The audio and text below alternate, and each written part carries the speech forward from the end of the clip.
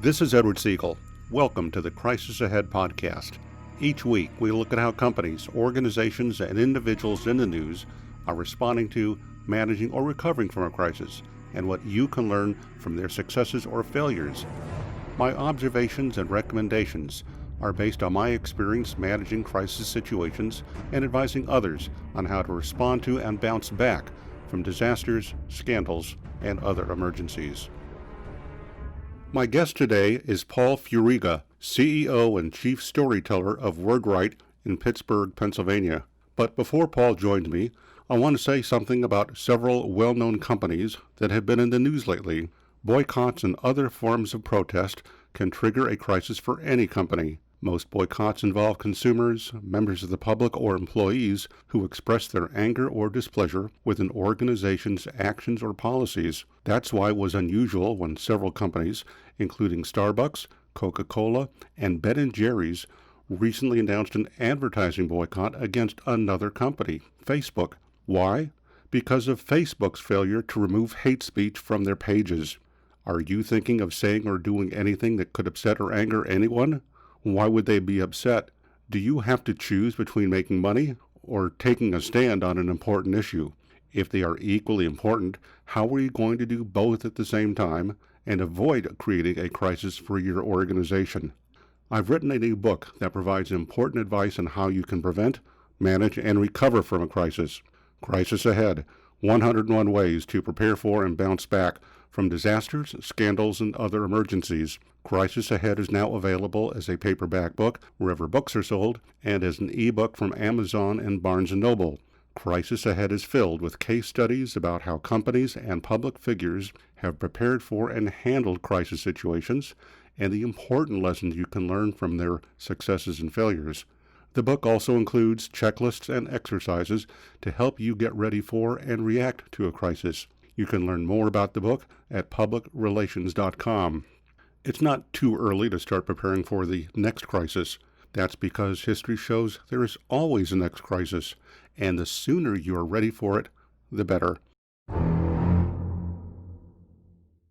My guest today is Paul Furiga, who is the CEO and Chief Storyteller of WordWrite in Pittsburgh, Pennsylvania. Paul has been working in and around crises his entire career. While a vice president at Ketchum, he worked on global crisis situations, including the Firestone Ford crisis. Paul's clients have included chemical and pharmaceutical companies, manufacturers, utilities, and universities. Thanks for being with us today, Paul. Edward, thanks for having me. A lot has happened, as you know, in 2020, and this is only July. Have the events of the last 7 months changed the practice of crisis communications in any way? Absolutely, Edward. It's a completely different field now. Now we've got to be prepared to manage multiple crises at once. If you think about what's happening as we record this episode, we've got a health crisis, which has spurred an economic crisis, and at the same time, we're in the midst of a social justice crisis. So in the future, organizations are going to need to be prepared to handle more than one problem at a time.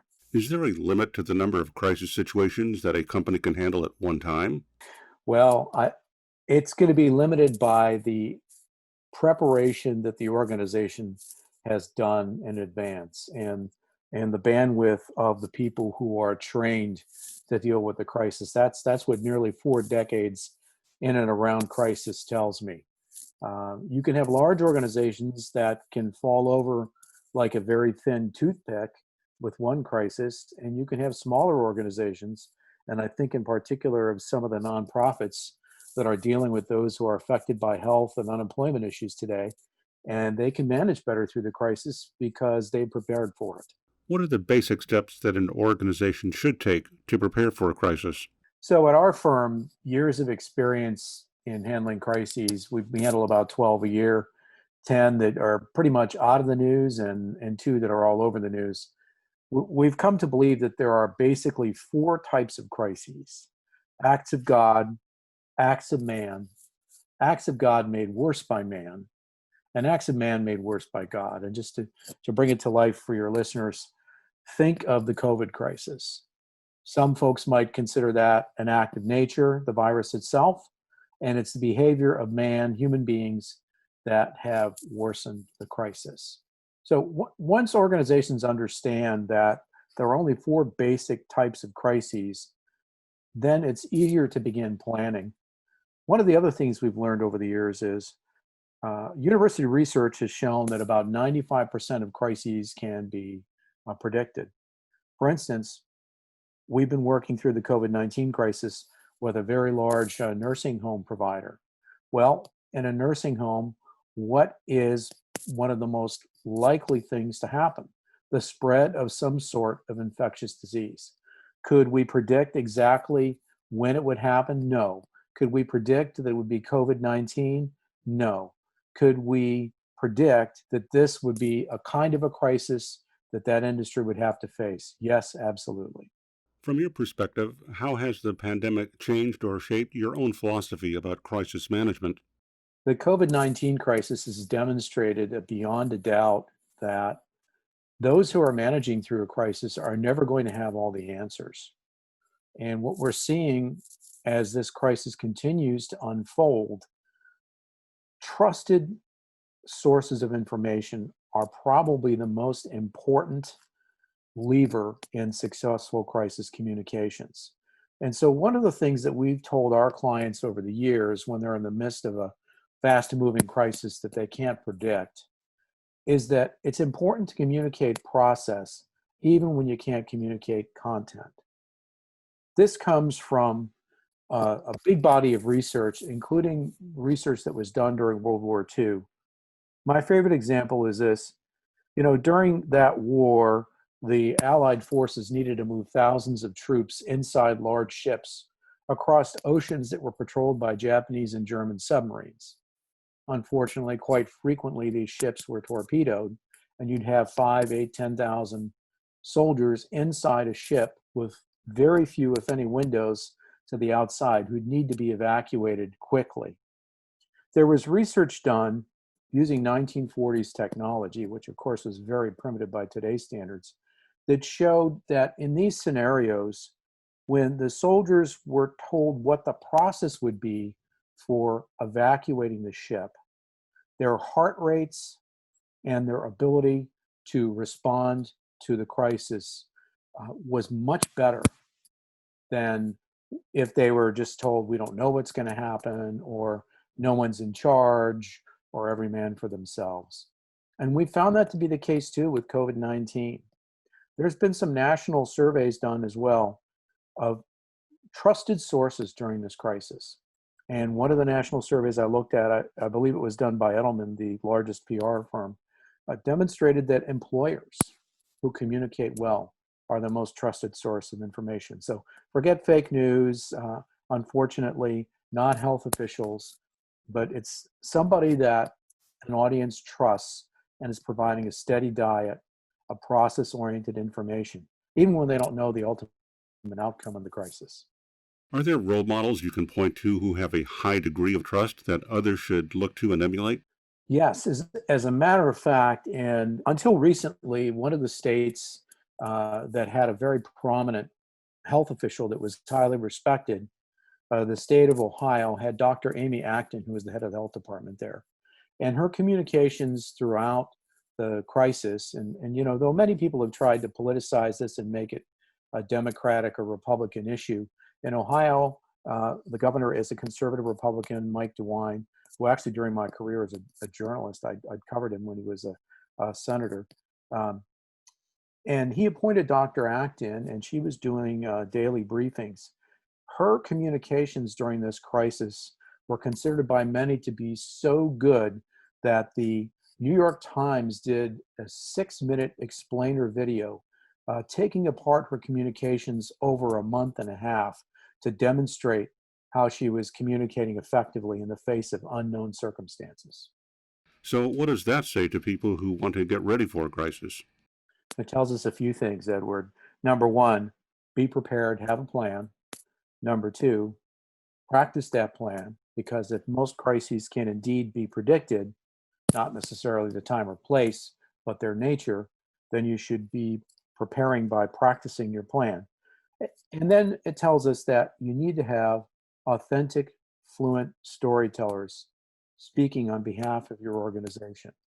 And Dr. Acton in Ohio would be a good example of that. It's not just the white coat or being a doctor. It's not just who the person is. It's how they're communicating in the midst of the crisis. I understand that you have a lot of experience working with nursing homes. Nursing homes, of course, have been in the crosshairs of the pandemic. According to one recent news report, more than 40% of U.S. COVID-19 deaths have taken place at nursing homes and assisted living facilities. The Brighton Rehabilitation Center, which is in your area, has been in the news because of their handling of the pandemic. In your opinion, what kind of job have they done at managing this crisis? Unfortunately for them, it's not been a very good job at all. And just to give your listeners a bit of quick background, like many such facilities across the country, early on they knew there was a problem. Unfortunately, it quickly became apparent that it was a problem that they could not manage. One of the early news stories in the Pittsburgh Post-Gazette, the morning daily paper in this region, the director of the facility issued a public plea for, quote, everyone, unquote, to help them because they thought things were out of control. 2 days later, there was another story in the Post-Gazette quoting folks from the Brighton Rehabilitation and Wellness Center. And at that point, they had essentially given up and were assuming that all 450 residents of this facility and all 300 employees had COVID-19. Now, that is a very, very scary thing to say. We've had some time now that those stories happened in April, and in June, we could tell from state statistics that not that many people were ill. It's not quite clear yet how many people died for reasons that we probably don't need to get into, and has to do with county and state level reporting of fatalities. My point is, it wound up not being as bad as they thought. And so in the very beginning, they went out and they said things that, unfortunately for them, have proven not to be true as well. By saying some of the things they did, and I'm not saying that it wasn't necessary based upon the facts of the specific situation, they provoked a lot of interest in their facility. There have been numerous state and federal inspections, and they're facing tens of thousands in fines, and they are also facing lawsuits from the families of residents. If you were advising them, what would you have suggested they do? So at the beginning, communicating process rather than content and reassuring people would have been the right thing to do. Now, the Brighton facility, and really any nursing home that finds itself in a similar situation, and there are literally hundreds across the country who are in that kind of situation, has to really look at the three phases of a crisis as we've come to understand them at our firm. The first phase we call stop the bleeding, and that's the immediate crisis itself. And it might be, in the case of the Deepwater Horizon, you're putting out the fire on an offshore oil rig. In a health crisis such as this, it's stabilizing the situation. When you have a public-facing entity, as nursing homes are, residents, families, regulators, the community, the second phase of the crisis becomes critically important. We call that phase winning hearts and minds. The fire is out, the health situation is stabilized. You need to get people to trust you now. You're still in the middle of the crisis, and you need to take actions that are going to require cooperation or involvement from some of these external stakeholders. So you've got to win their hearts and minds and demonstrate that you're an authentic source, and you're going to do what you're going to say you're going to do. You're going to walk the walk. The third phase of a crisis that we find is what we call restore reputation. And, I mentioned the Deepwater Horizon. BP is still working on the third phase of that crisis by spending a lot of money with nonprofits and organizations in the Gulf region 10 years after that fire and explosion occurred. So restoring your reputation can take a long time. It's a critically important phase that we often find is forgotten. Once the fire is out, sometimes organizations say, well, that's done, and they wipe their hands and they attempt to move on. by and large, we find that the organizations that do that are setting themselves up for continued or future failure. My last question for you today, Paul, is this. What can you tell us about the services your firm provides? So the thing that makes our firm different is our focus on what we call the organization's capital S story. So in the old days, today's news would be on the bottom of the birdcage tomorrow. Today, the news that's in your inbox or in your Twitter feed is forgotten tomorrow. Those are small S stories. An organization's capital S story answers these questions: why somebody would buy from you, work for you, invest in you, partner with you. If you're a nonprofit, donate to you. So never is that story more important than in a crisis. Because in the midst of a crisis, it's the character of the organization, the why of its existence, that winds up being what we call your bank of goodwill. And so when we work with folks in a crisis, we are seeking to uncover and highlight that story in an authentic way. You know, several years ago, there was a book, When Bad Things Happen to Good People. Well, bad things can happen to good organizations too. And when that sort of a crisis befalls that kind of an organization, they need to be working on that capital S story. They need to highlight what people believed about the organization before the crisis happened in order to come out of the crisis not only surviving, but thriving. Where can people go to get more information about WordWrite? By visiting Word, as in what we speak, Write, as in what we do with the pen, PR, as in publicrelations.com. So wordwritepr.com, and you can find everything you need to know about our crisis expertise there, especially by reading our blog.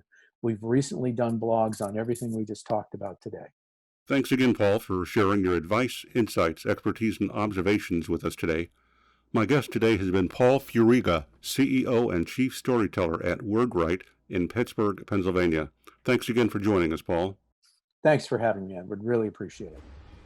Thanks for joining me for this episode of the Crisis Ahead podcast. Remember, it's not a matter of if companies and organizations will have a crisis, but when.